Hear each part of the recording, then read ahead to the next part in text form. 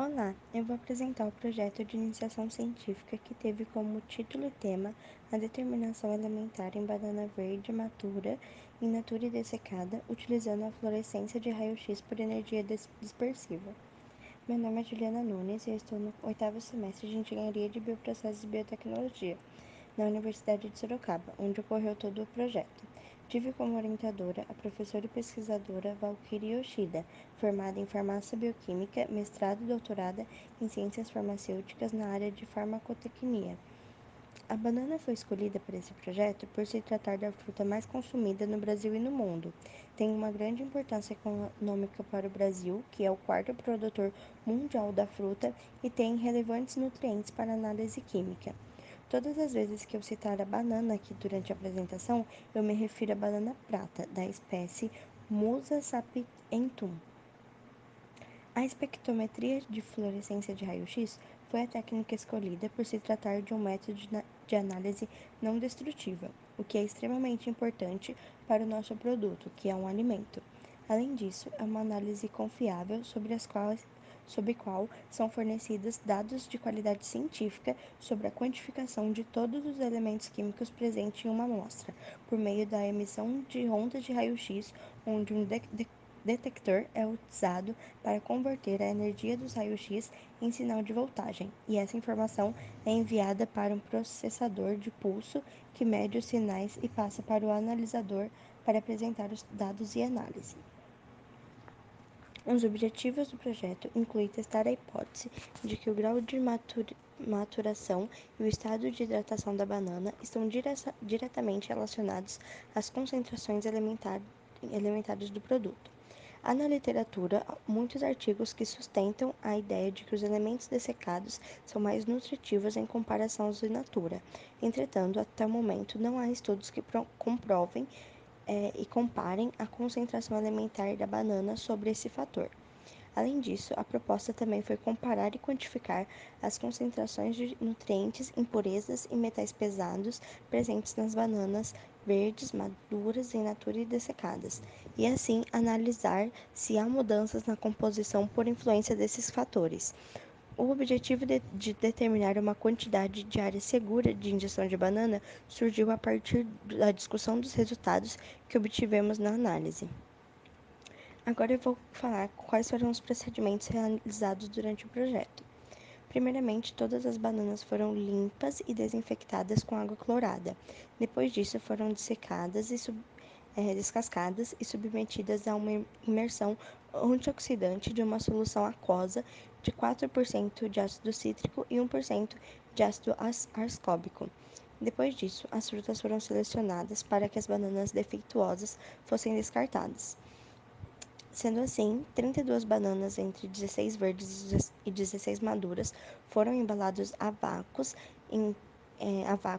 em sacos plásticos e armazenadas em refrigeração, e 32 bananas, também entre 16 verdes e 16 maduras, foram pesadas e inseridas na estufa de ar circulante para que fossem feitas bananas dessecadas.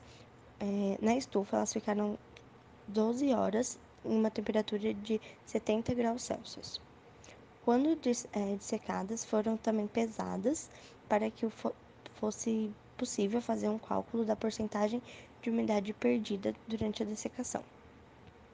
Após isso, todas as 64 bananas foram trituradas uma a uma, individualmente e homogeneizadas por um moedor de grãos, onde cada grupo formou uma textura diferente.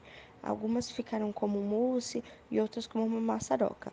Por isso, foi necessário a adição de derivado de celulose em pó, a fim de uniformizar todas as amostras e tornar possível a produção de pastilhas para análise. Sendo assim, as pastilhas foram formadas de 2,5 gramas de celulose e 1,5 grama de amostra de banana. Esse número se seguiu para todas as amostras formadas.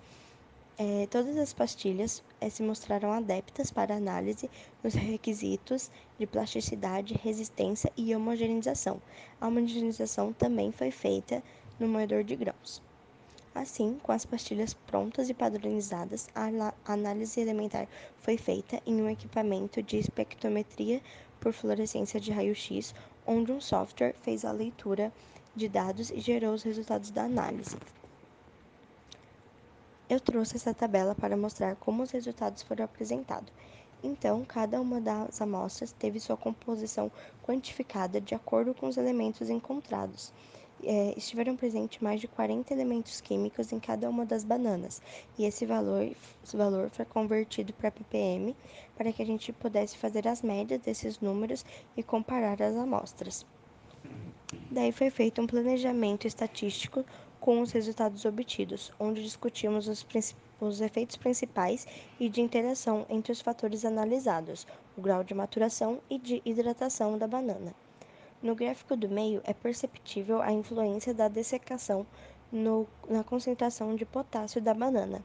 Já no terceiro gráfico, a gente pode perceber que não há uma mudança muito significativa entre a quantidade de potássio em bananas verdes e maduras. Entretanto, quando a gente analisa a interação entre esses dois fatores, a gente vê que há sim influência entre eles. O fator de maturação interfere na dessecação da fruta e a composição de potássio se torna bem diferente entre um grupo e outro. Isso não ocorre em todos os elementos analisados. Cada componente se comporta de uma maneira diferente na composição da fruta. Então, alguns têm uma mudança entre as bananas analisadas verdes e maduras, ou então entre as bananas dessecadas em natura e entre as duas, e outros não têm diferença em nenhum dos fatores. Por fim, a gente chegou a uma conclusão que há sim diferença entre a composição da banana dependendo da maturação da fruta e do produto final. Então, alguns elementos se degradam ao longo da dessecação e da maturação e outros se acumulam.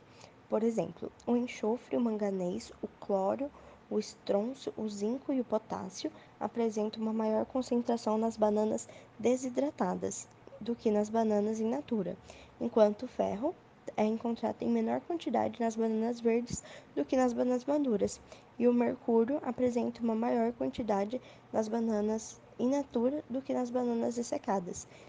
Então, uma análise foi feita de cada elemento individualmente, porque cada um realmente se comporta diferente. Além disso, foi achado um teor perigoso de alguns metais pesados e impurezas na composição da banana, como, por exemplo, o manganês e o cobalto. Por isso, foi necessário calcular uma recomendação máxima diária de uma ou duas bananas pratas por dia, para que a quantidade desses metais e impurezas não ultrapassassem a recomendação máxima estipulada pela Anvisa e por outros órgãos reguladores. Então, essa quantidade varia, claro que de acordo com a massa da banana, com a maturação e com o estado do produto.